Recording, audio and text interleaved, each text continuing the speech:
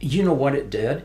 It freed me up to focus on what I knew to do, to take care of my patients and to make money and not worry about how to manage the money. Right. I didn't have to. Before, I worked with a tax attorney who was a CPA and had his own firm, and he had family members that are in my profession, and I thought I was taken care of. And I remember it was either March or April when he called me in his office and said, I got good news and I got bad news. And he said, the good news, what was the bad news is your tax liability is $300,000. Well, that's more than I'd ever made prior to that. And I said, so, what's the good news? I thought he was going to say, because of our tax reduction strategies, no. Here's the good news.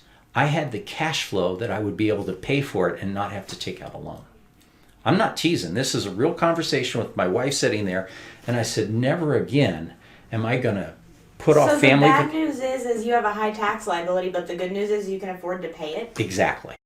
I'd worked extra days. We had not taken some vacations because I said, I really need to get a nest egg building up as our practice is growing.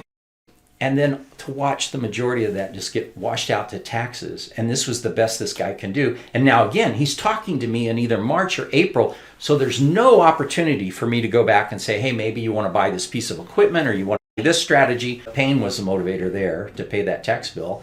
Then I started working, and that's what led me to go across the nation looking for people, only to find in my own backyard DR Financial. They were so helpful. And that did, I know that frustration of, here where I worked really hard and had to pay almost all of it in taxes, as opposed to now I'm working really hard, I'm free to focus on my patients and my business, and I don't have to worry about the money.